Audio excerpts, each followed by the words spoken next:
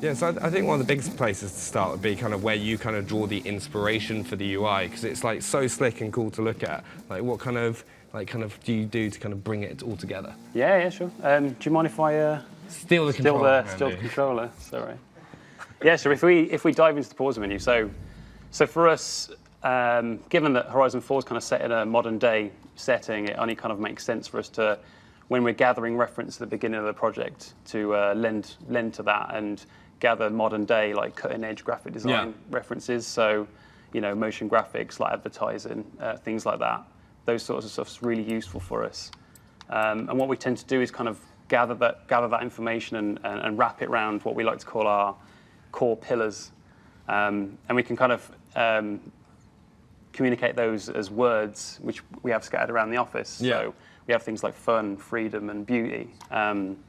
So what we then do is kind of distill our reference and focus them around these pillars. Mm-hmm. So for things like fun and beauty, we've really like pushed through things like the vibrancy that you've seen in the UI now, the playful nature. I think in comparison to what we've had before, is really like coming through. And for things like freedom, again, if you compare what we've had previously to now, our menu's a lot more flexible, which is great because it allows us to be a lot more creative with how we like show things, and also surface game features a lot more successfully.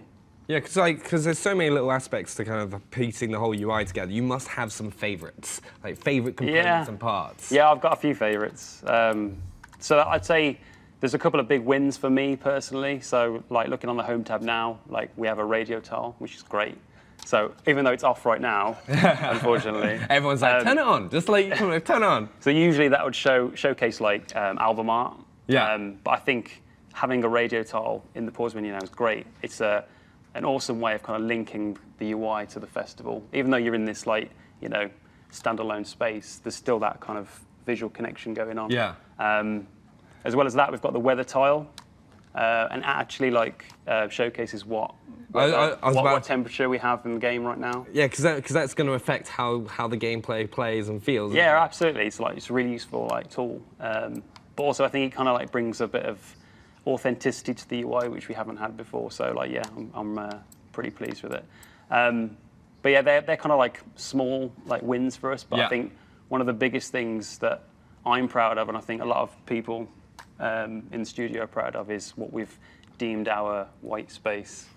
And I know this is what Matt is kind of like really happy about, because you've put a lot of work into this. Kind of, can you talk us a little bit more about the white space? Yeah, it's been a lot of work. You can kind of see it there in the background. But to speak about the series in general, the Horizon series has really had quite a unique visual identity, I think, and that goes right the way back to the beginning when we had this desire to really sort of push a youthful and energetic feel into everything we did, and that went through to the cinematics. And as we've worked through all the games, we've tried to iterate that a little bit with the cinematics. But then coming off the back of Horizon 3, Rich, I remember me and you talking quite a lot about wanting to just push it a little bit further and see if we might be able to sort of fuse the UI and the cinematics together as like a cool thing. So we went away and we started like pulling together a bunch of different ideas. We put that in front of the team. I think that really started to resonate. So then from there, it just started to cascade into a bunch of other features.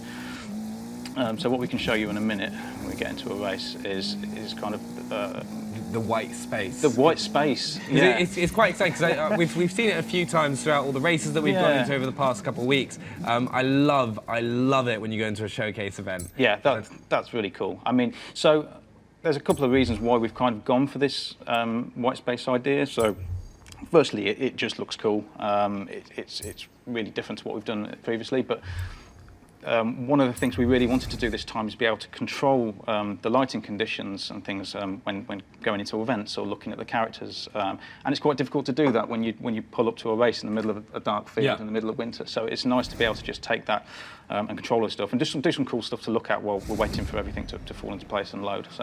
So that was just a quick snippet of like the pre-race, and then if Andy can get around this race. Fast, we can probably show those eagle eyes amongst you on the purchase our Get Ready OG video. Not supposed to talk about that. Yeah, that's not difficult. Do you reckon Andy's going to crash here? Because there's been a thing, he's had a lot of pressure on him the past couple of weeks. Everyone's like, I think everyone kind of like eggs him on a little bit and kind of slightly hopes he crashes. But do you reckon he's going to get around here in like quick time, or do you reckon he's going to like kind of crash? What does everyone in the chat think as well? Like, let us know. Do you think Andy's going to do this flawlessly and win the race, right? Because then we can kind of get that nice cinematic at the end, right? Or is he going to crash? He never fails, does he really? No, don't tell him that, right? We're trying to... Is he the best racer in the office? He may be, but, you know, we don't like to tell him to his face. Because what other bits have we got in the UI that you've kind of worked on with this section before we get to the white space? Oh, we're literally about to jump to it, but... Oh, we're about to finish. About to finish. Let's see if it works. Right, here we go. He's drifted. So one of the cool things about this as well, with the finishing line, is that we know players like to spin and win across the line, so that's something we absolutely wanted to keep for that as well. So there was a lot of work that went into making sure that that looked all cool, and it worked, and it paid off, so it's really cool. No, it looks awesome. I can't wait for people to kind of get involved and kind of like look at it for themselves, especially with like all the Forza fun of like all the major showcase events. There's so many cool little details.